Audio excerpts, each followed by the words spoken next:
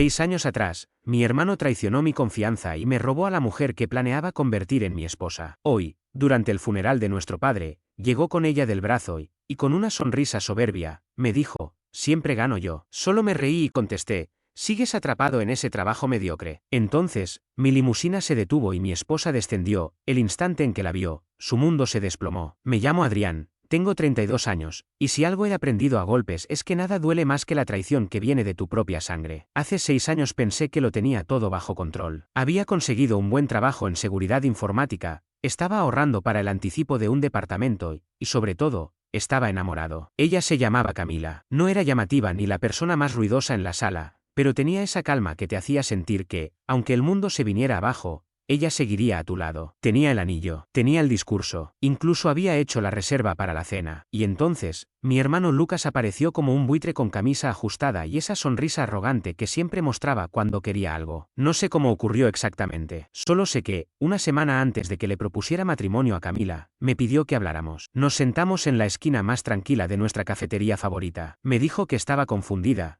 que sentía algo por alguien más. Cuando pregunté quién era, dudó lo suficiente para que se me encogiera el estómago antes de susurrar, Lucas, mi hermano mayor, el hijo dorado, el que jamás perdió la oportunidad de recordarme que siempre estaba un paso detrás, el que podía entrar a una habitación, robarse toda la atención y luego preguntar por qué nadie más respiraba. Siempre había sido el más divertido, el más extrovertido, el orgullo de nuestros padres, mientras yo recibía el clásico bueno, mientras lo intentes y una palmada en la espalda. No me sorprendió que intentara algo así. Me sorprendió que Camila aceptara. 3 meses después, se fueron a vivir juntos. Yo corté todo contacto. Ignoré los mensajes de Lucas, no respondí los correos de Camila pidiéndome hablar. No fui a su fiesta de compromiso. Mi madre, Estela, intentó manipularme con culpa. La familia es la familia, Adrián, me dijo. Pero yo solo escuché, tus sentimientos no importan tanto como las apariencias. Así que hice lo que siempre hago. Me encerré, dejé de hablar y me volqué en el trabajo. Abandoné las redes sociales, construí muros tan altos que ni yo podía ver qué había detrás. Dentro de esos muros encontré algo parecido a la paz. Hasta que la semana pasada mi padre murió. No fue inesperado, llevaba tiempo enfermo de cáncer de pulmón. Pero, aunque todos lo veíamos venir, la llamada fue como un tren arrollándome. No lo había visto en casi un año, y aún así lloré solo en mi apartamento, mientras Lucas publicaba fotos con él desde la cama del hospital, escribiendo textos eternos sobre el aprovechar cada momento y el honor de ser su hijo. Quise gritar, Lucas, que ni siquiera había ido a visitarlo en Navidad. Lucas, que solo volvió a aparecer cuando supo que papá tenía un seguro de vida considerable. El funeral fue el sábado pasado. Trajes negros, cielo gris, gente que no veía en años secándose las lágrimas con pañuelos. Llegué temprano y me senté al fondo. No quería llamar la atención, no quería hablar con nadie,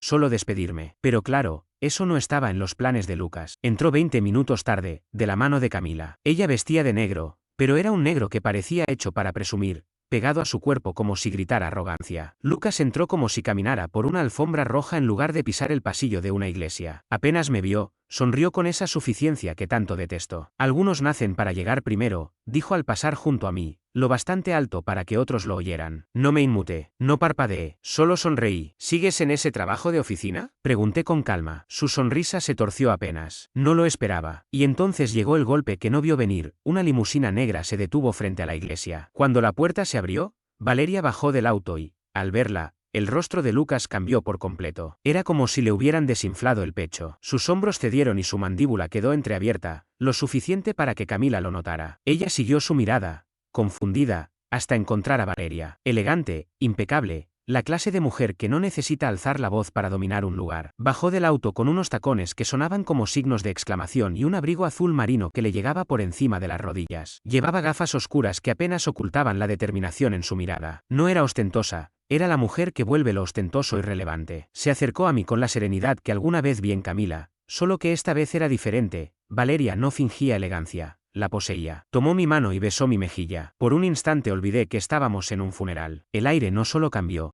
se volvió nuestro. Lucas parpadeó como si viera un fantasma. El rostro de Camila se deformó, no por celos, sino por algo peor, arrepentimiento. Escuché el murmullo casi inaudible en los labios de mi hermano. ¿Es esa Valeria Dit? Sí, la misma Valeria Dit que apareció en la portada de Forbes 30 Under 30, que dicta conferencias en eventos tecnológicos, que fundó su empresa desde cero y cuya cartera incluye a la mitad de las compañías Fortune 500. La misma mujer que, a diferencia de Camila, me vio cuando era invisible, que no necesitó que yo demostrara nada para saber que era suficiente. No dije nada, solo volví mi atención al altar, con su mano entrelazada con la mía. Durante toda la ceremonia sentí los ojos de Lucas taladrándome la nuca. Pero lo mejor vino después. El velorio se realizó en la antigua residencia de mis padres, un lugar que para mí siempre olió a pan tostado quemado y decepción. La casa estaba llena de gente de luto, y Lucas actuaba como pez en el agua, saludando a todos, riendo demasiado fuerte, contando historias sobre papá como si hubiera sido su cuidador y no un visitante esporádico. Camila seguía pegada a su lado, aunque cada tanto nos lanzaba miradas furtivas. En un momento fui a la cocina a por un vaso de agua y encontré a mi madre, Estela, removiendo algo en la estufa. Sin mirarme, dijo, vi con quién viniste. Esperé. Ella suspiró de manera teatral. Esto no es una competencia, Adrián. Es el funeral de tu padre. Yo no lo convertí en competencia, respondí con calma. ¿Lo hizo Lucas? Hace 6 años. Entonces giró hacia mí con los ojos duros y la cuchara aún en la mano. Sigues amargado por Camila. Apenas salieron un año. Y Lucas la amaba. Me limité a sonreír, porque, por primera vez, no necesitaba defenderme. Me reí, aunque por dentro me ardía. Iba a pedirle matrimonio, y lo sabías. Ella agitó la cuchara con desdén, como si espantara una mosca. No estabas listo. Nunca lo estuviste. Siempre tan cauteloso, tan callado. Lucas va tras lo que quiere. Tal vez tú debiste hacer lo mismo. Y con esas palabras, de golpe volví a tener 12 años, sentado en la mesa mientras todos felicitaban a Lucas por entrar al equipo de fútbol, mientras a mí me reprendían por sacar AB en matemáticas. Después recordé cuando tenía 17, viendo cómo le entregaban las llaves del coche de papá mientras a mí me decían que no era lo bastante responsable. O cuando, a los 25, escuché a mamá insinuar que Camila era más del tipo de Lucas cuando le conté lo que había pasado. Pero no era un niño ni un adolescente. Tenía 32 y ya no iba a soportar más. Así que respondí con calma. Gracias por el consejo. Y me marché. Horas después,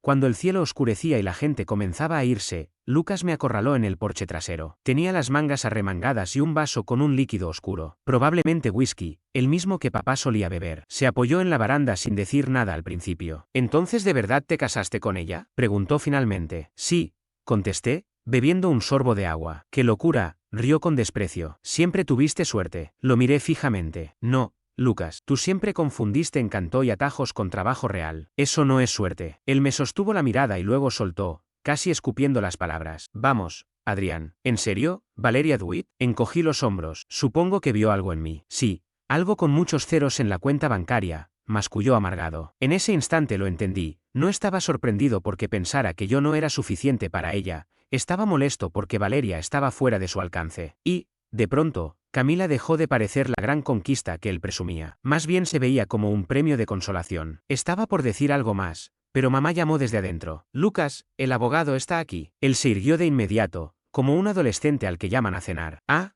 sí, el testamento. Ahí fue cuando todo empezó a torcerse, aunque no para mí. Yo ya había llorado a papá. Ya había construido mi vida. Pero Lucas todavía se creía el protagonista. No tenía idea de lo que papá había estado planeando estos últimos años. Antes de que comenzara la lectura, ocurrió algo pequeño pero explosivo. Dentro, mientras la gente se acomodaba en la sala, vi cómo Camila se inclinaba para susurrarle algo a mamá. Las dos me miraron, y enseguida mamá se acercó. Adrián, ¿podemos hablar un momento? Asentí y la seguí hasta el pasillo. Cerró la puerta tras de sí. Camila está preocupada porque Valeria pueda distraer. Es muy mediática, ya sabes. La miré incrédulo. ¿Quieres que se vaya? Solo por la lectura. Es un asunto familiar, Adrián. Casi solté otra carcajada, pero esta vez sin humor. ¿Sabes? Antes creía que tal vez no entendías cuánto daño hizo tu favoritismo, pero ahora lo veo claro. No fue ignorancia, fue elección. Adrián, no, la interrumpí, sereno. Tú y Lucas pueden seguir con su pequeña alianza, pero Valeria es mi esposa, y se queda. Me di la vuelta y regresé a la sala. Fue entonces cuando vi al abogado, un hombre de saco azul marino y maletín gastado, acomodando papeles al frente. Lucas ya estaba sentado en primera fila, con un brazo sobre los hombros de Camila y esa sonrisa arrogante asomando otra vez. No tenía idea de lo que venía. El abogado carraspeó y abrió la carpeta lentamente, atrayendo la atención de todos. El silencio se volvió pesado,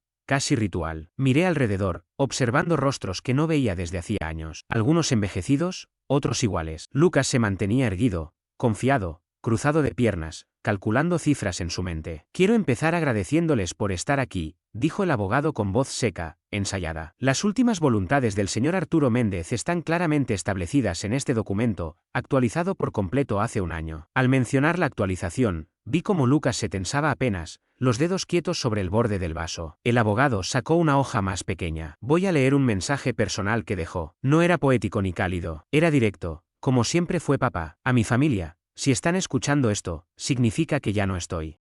No pretendo fingir que fui perfecto, sé que dejé cosas sin decir, pero quiero que mis acciones finales hablen por mí. El último año observé más de lo que imaginan. Vi quién estuvo presente sin esperar nada y quién solo tomó con ambas manos. Lo que construí no se desperdiciará. No otra vez. Varias personas se removieron inquietas. Mamá parpadeó fuerte, labios apretados. Lucas esbozó una sonrisa, convencido de que todo iba contra mí. Sentí la mano de Valeria apoyarse suavemente sobre la mía. El abogado dejó la hoja y tomó el testamento. Comencemos con la propiedad principal. La residencia, valuada en aproximadamente 2.1 millones de dólares, será transferida.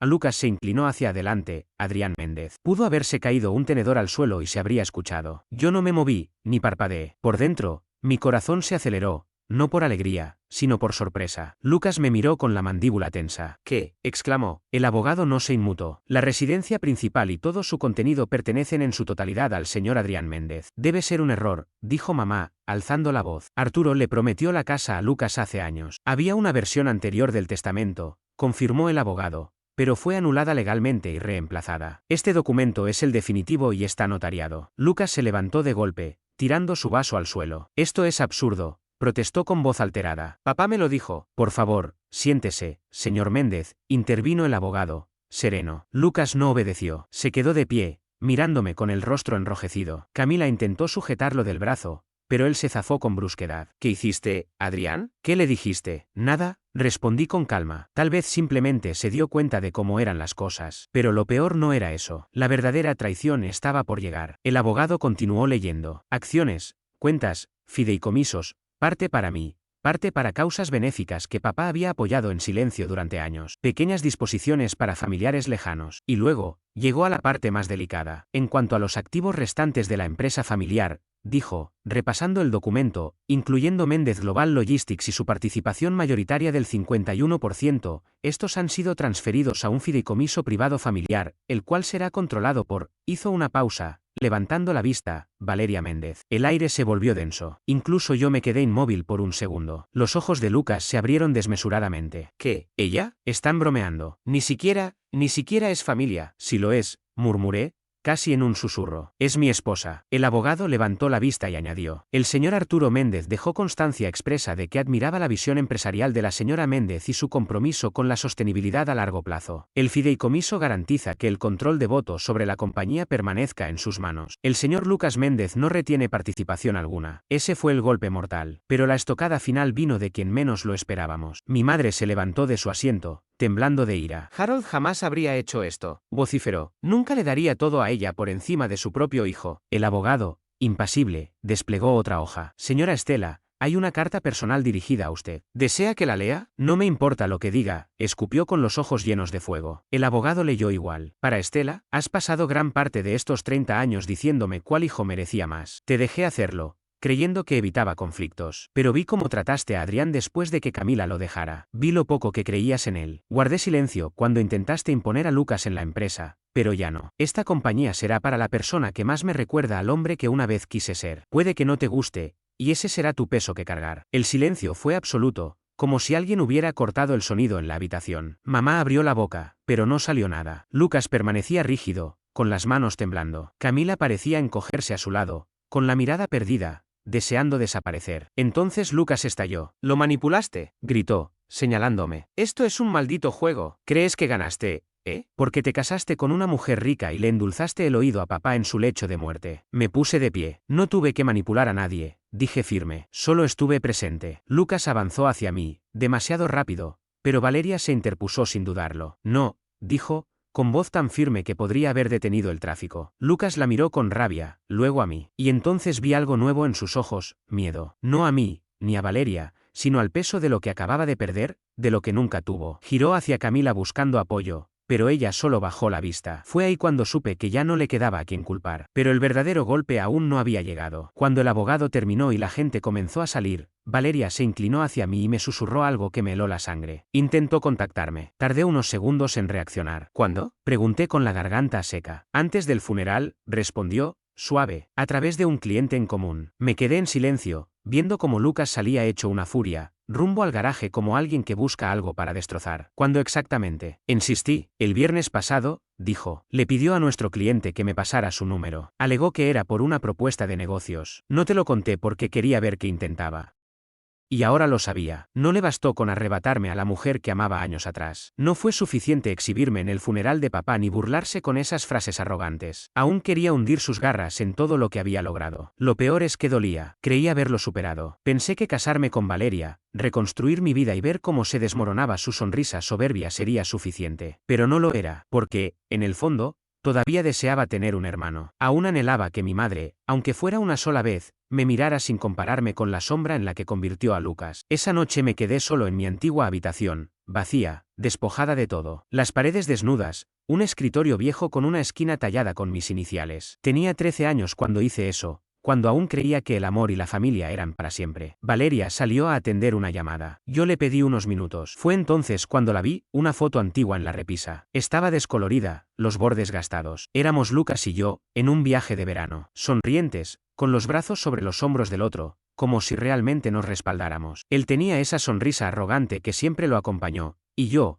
aún no sabía lo fácil que todo podía desmoronarse. Me senté en la silla que crujió bajo mi peso, apoyé los codos en las rodillas y me cubrí el rostro. Años intentando ganarme respeto, ser el hombre correcto, evitar que el rencor me consumiera. Y ahora estaba allí, entre las ruinas de una familia que jamás me valoró. Un padre que reaccionó demasiado tarde, una madre que aún me veía como un plan de repuesto y un hermano que siempre me consideró un obstáculo. No lloré, esta vez no, pero me sentí vacío, y detesté seguir importándoles, aunque fuera un poco. Cuando Valeria regresó, no dijo nada. Solo apoyó una mano en mi hombro y se quedó allí, en silencio. Tomé su mano y entrelacé mis dedos con los suyos. No quiero seguir peleando con ellos, murmuré. No tienes por qué hacerlo, respondió ella. Pero tampoco puedo permitir que sigan cambiando la historia. Que Lucas convierta esto en otro cuento donde yo soy el villano que le arrebató su vida. Entonces no lo hagas, dijo ella suavemente. Cuenta la verdad, a tu manera. Sus palabras se quedaron conmigo. Esa noche vagué por los pasillos de la casa. Cada rincón guardaba un recuerdo,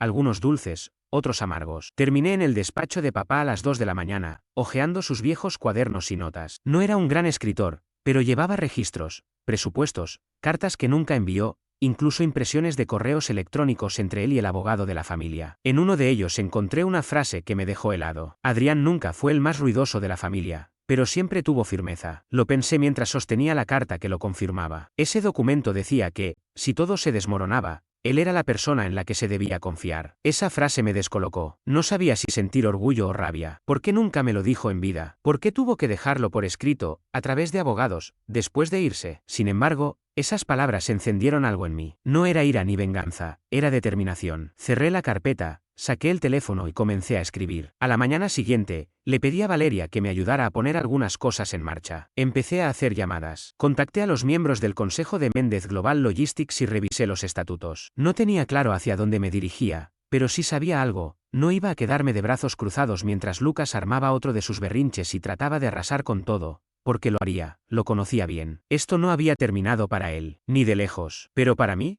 todo estaba cambiando. Dejé de jugar a la defensiva. Y si Lucas quería poner a prueba lo sólido que era, pronto obtendría su respuesta. Ese cambio no llegó de la noche a la mañana. Nunca es así. Pero en las semanas siguientes, algo se transformó. No solo a mi alrededor, sino dentro de mí. Volvimos a casa con Valeria, a nuestro departamento en Seattle, un ático con ventanales enormes y una vista tranquila al mar. Era un hogar sereno, sin ostentación. Aquella primera tarde, me quedé en el balcón observando cómo el sol se deshacía en el horizonte. Sentí algo que hacía tiempo no experimentaba, certeza, no sobre lo que haría, sino sobre por qué debía hacerlo. Lucas desapareció por completo durante 10 días después de la lectura del testamento. Nada de mensajes, nada de llamadas, ni siquiera sus típicos arrebatos en redes sociales. Y eso solo podía significar una cosa: estaba desesperado, moviendo fichas a puerta cerrada. Sin duda, buscaba contactos, abogados, cualquier aliado que le ayudara a encontrar un resquicio legal o a despertar alguna lástima. Siempre creyó que la confianza podía cubrir sus carencias,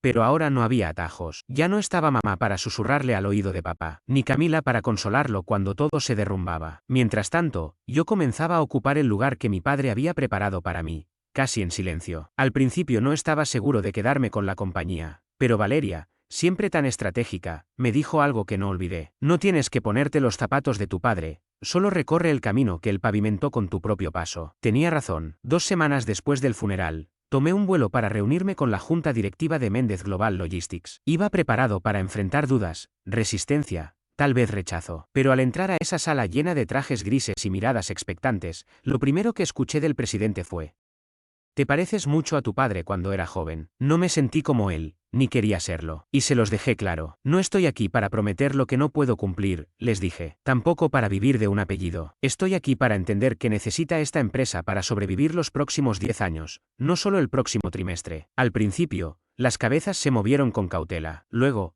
con verdadero interés. 2 horas después, la mitad me daba la mano y la otra mitad se me acercaba para decir, casi en susurros, que se sentían aliviados de que Lucas no formara parte de todo esto. Valeria tenía razón, mi padre había dejado la base, pero ahora era mi turno de darle forma. Ese mismo mes, un podcast sobre negocios entrevistó a Valeria por su última adquisición. Cuando el presentador le preguntó por su esposo, ella sonrió. Es el hombre más disciplinado que conozco. No habla mucho, pero cuando se mueve, todo cambia. No debería haberme afectado tanto, pero sus palabras me golpearon. Era como si alguien, al fin, reconociera la versión de mí que siempre supe que existía, oculta tras años de silencios y de quedar en segundo plano. El siguiente mes fue un torbellino de reuniones, planes y victorias discretas. Contratamos a una nueva directora financiera, Claudia, una mujer firme, sin tolerancia para lo superficial y con un talento para detectar ineficiencias ocultas. Valeria colaboró en la estrategia operativa, sin sobrepasar límites. Me dejó liderar. Y los números hablaron: ingresos estabilizados,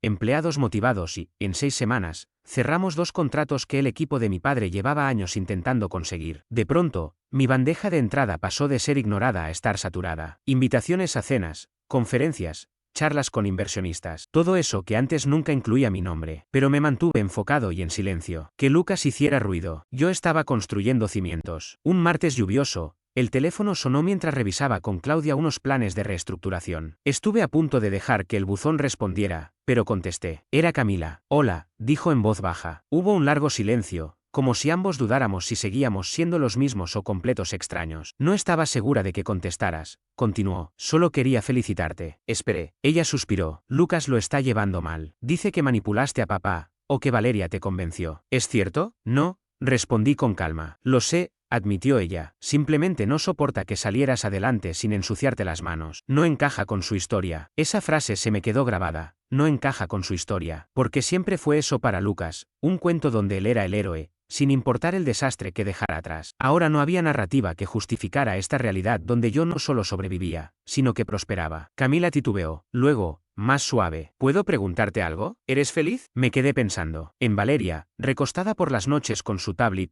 tarareando mientras trabajaba. En las mañanas tranquilas con café recién hecho, en las miradas cómplices desde la cocina. En el respeto que estaba ganando, no regalado ni impuesto, sino construido. Sí, respondí. Lo siento, susurró. Lo sé, contesté con suavidad. Pero ese capítulo ya terminó. No discutió, solo colgó. Cuando levanté la vista, Valeria estaba en la puerta con 2 cafés. No preguntó por la llamada, solo arqueó una ceja y me tendió el vaso extra. Lo tomé. La vida había cambiado de forma sutil, pero irreversible. Sin embargo, sabía que la calma no sería eterna, porque había ocupado por completo la vida que Lucas creía suya. Y en algún lugar, él ya estaba escribiendo su próxima jugada. La única pregunta era: ¿hasta dónde llegaría esta vez? Todo empezó con un sobre sencillo, sin remitente, sin notas, solo mi nombre, garabateado con la prisa rabiosa de alguien que se aferra a lo último que le queda. Abrí el sobre en mi escritorio a la mañana siguiente, mientras la llovizna golpeaba suavemente contra los ventanales de la oficina y la ciudad de Seattle comenzaba a despertar. Dentro había un conjunto de documentos doblados, copias de correos electrónicos, archivos legales y hasta una conversación impresa de mensajes de texto. Mi pulso se calmó por unos segundos mientras hojeaba las páginas,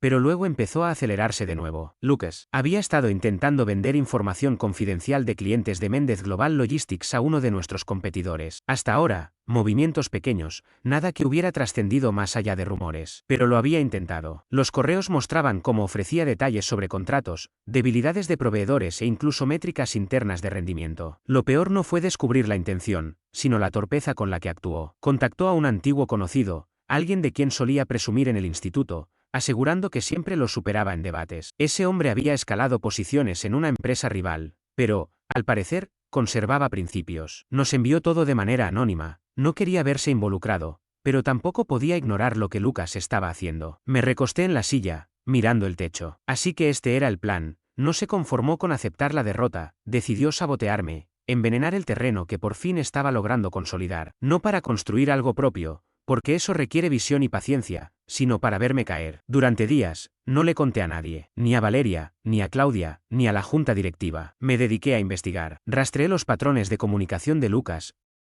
Utilicé mis antiguos conocimientos en ciberseguridad para averiguar si había enviado datos a otros lugares y qué información podría haber quedado expuesta. Descubrí que aún conservaba credenciales que debieron revocarse cuando papá murió, pero el descuido de nuestro anticuado departamento de TI se lo permitió. Cerré esa brecha en silencio, sin advertencias ni dramas, solo preparación. Si Lucas quería jugar sucio, yo debía estar varios pasos adelante. La semana siguiente volé a Nueva York para asistir a una conferencia, Tecnología y Logística, una combinación extraña, pero crucial para nuestro sector. Valeria participó en un panel, aunque mi verdadero motivo para estar allí era otro. Me reuní con una empresa emergente que había seguido durante más de un año. En silencio, venía considerando la posibilidad de transformar Méndez Global Logistics hacia un modelo más digital, automatización de inventarios, algo que papá jamás entendió, pero que el mercado ya exigía. Esta startup era ágil, inteligente y ambiciosa. Solo necesitaba un socio sólido para escalar. Les hice una propuesta. Nada público, nada ruidoso, pero suficiente para captar la atención de su consejo directivo. Si el acuerdo se concretaba, pondría a Méndez Global Logistics no solo en posición de sobrevivir, sino de dominar el mercado en múltiples áreas. Claro,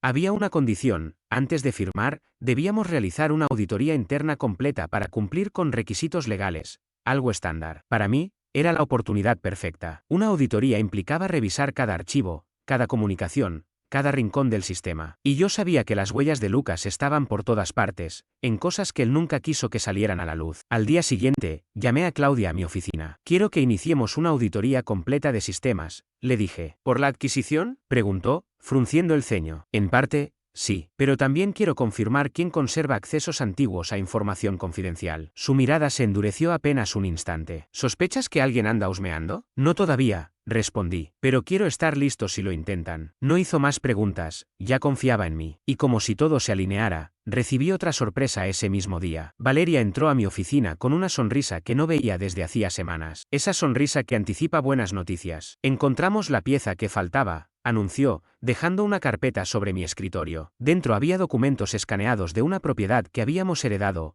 un terreno que nuestro padre compró años atrás y nunca desarrolló. Decía que era demasiado arriesgado. Pero, tras una revisión silenciosa, Valeria descubrió que las leyes de zonificación habían cambiado. Ahora el terreno estaba aprobado para construcción comercial en pleno centro, una verdadera mina de oro. En el fondo de la carpeta había también un contrato firmado entre papá y una empresa que Lucas intentó fundar en el pasado. Un acuerdo que papá archivó sin seguir adelante. Nunca confió en que Lucas pudiera desarrollarlo. Ahora esa oportunidad estaba en mis manos. Está listo para arrancar, dijo Valeria. Si lo respaldas a través de Méndez Global Logistics, podrías duplicar la evaluación en menos de un año. Sentí que todo comenzaba a encajar: poder, influencia, proyección. Todo lo que Lucas siempre creyó que le correspondía por derecho de nacimiento. Me quiso destrozar hace 6 años, intentó humillarme en un funeral, y ahora trataba de socavar mi posición cuando por fin me consolidaba. Pero no tenía idea de lo que se avecinaba. Esta vez, yo no solo tenía dinero, tenía pruebas, tenía respaldo, tenía una empresa detrás de mí, una esposa a mi lado y un apellido que él jamás podría borrar, ni con mentiras. No buscaba venganza, iba a darle algo mucho peor: indiferencia. Y cuando ejecutara el siguiente movimiento frente a todos, comprendería lo que significa perder algo que nunca le perteneció. Pero antes debía cerrar el último capítulo,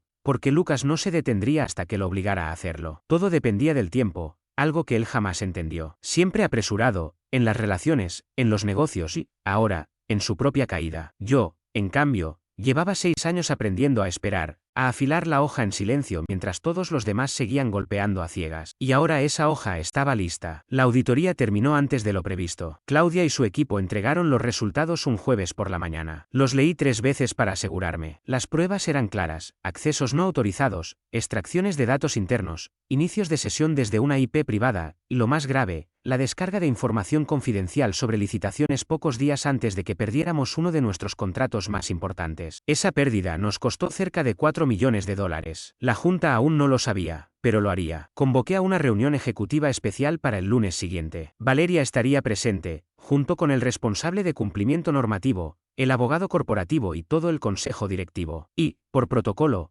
también los accionistas con historial de gestión y más del 5% de participación. Eso significaba que Lucas estaría allí. Me aseguré personalmente. Llegó 5 minutos tarde, como siempre, con un traje ajustado y una sonrisa arrogante, convencido de que aquello era una reunión informal donde podría lucirse como el genio incomprendido. Camila no lo acompañaba. Intuía que por fin comenzaba a notar las grietas. Sabía que no te perderías la oportunidad de aparentar, soltó Lucas al tomar asiento en una de las sillas de cuero, cerca del extremo de la mesa. No respondí, solo asentí y di la señal al abogado para comenzar. Carraspeó, activó la pantalla detrás de él y apareció el título en letras grandes y limpias. Resultados de la investigación por brecha de seguridad, informe resumido. El silencio se hizo pesado mientras las pruebas comenzaban a desfilar, registros de acceso con marcas de tiempo, direcciones IP sospechosas y correlaciones con contratos perdidos. Observé cada reacción alrededor de la mesa, primero confusión, después asombro, y finalmente ira. Lucas, en cambio,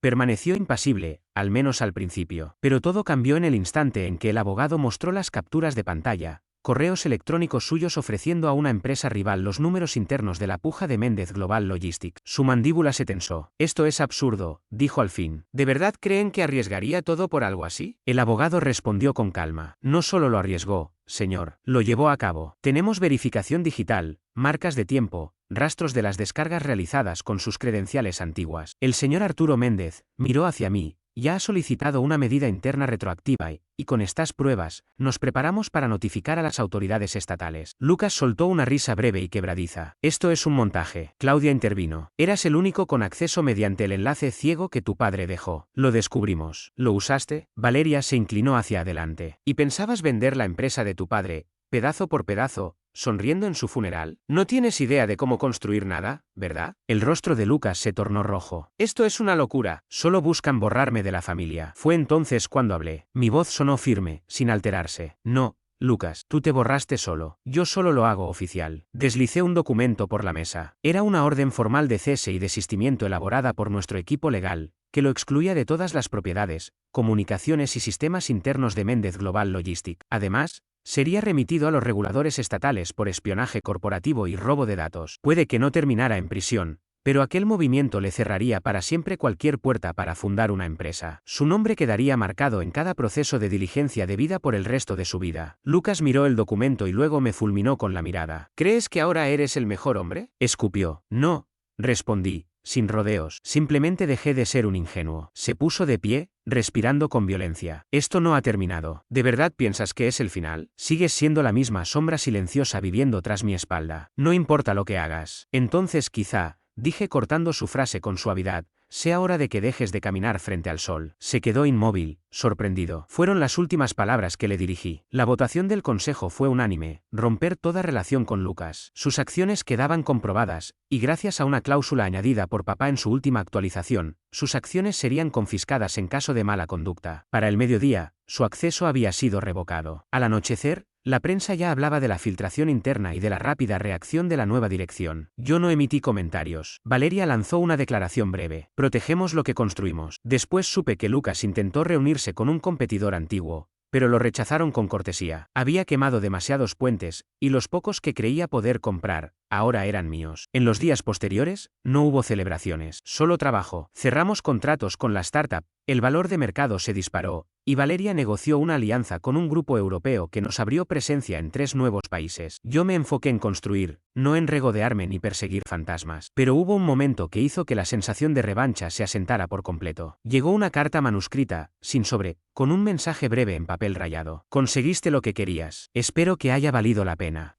La doblé y la guardé en el fondo del cajón sin responder. Él quería arrastrarme a su nivel, pero yo estaba levantando algo que ya no podía alcanzar. Y lo sabía. El desenlace fue rápido. Una semana después, su nombre apareció en la lista negra del sector. Los círculos de startups donde solía moverse le cerraron las puertas. No tuve que pronunciar palabra, las pruebas hablaban por sí solas. Su perfil profesional desapareció. Camila se mudó sin hacer ruido. Lo supe porque Valeria recibió una alerta automática por un cambio de dirección vinculado a una de las antiguas propiedades que Lucas intentó desviar mediante cuentas conjuntas. Ella volvió con su hermana al otro lado de la la ciudad. No me sorprendió. Un mes más tarde, mamá llamó. Observé la pantalla durante un buen rato antes de dejar que la llamada se fuera al buzón de voz. Al día siguiente insistió y dejó un mensaje. Adrián, no sé qué decir. Está destrozado. No tenías que destruirlo así. Es tu hermano. Ni una disculpa, ni un atisbo de responsabilidad. Solo excusas. Eliminé el mensaje sin responder. 3 meses después, Méndez Global Logistics estaba en su mejor momento. Finalizamos la adquisición, y bajo la dirección de Valeria, lanzamos una plataforma digital que redujo los tiempos de procesamiento un 37%. Nuestro valor se duplicó. Una revista publicó un perfil titulado El sol silencioso que reconstruyó un imperio. El titular no me importó, pero la verdad que reflejaba sí, finalmente me veían. No porque gritara, sino porque me mantuve firme.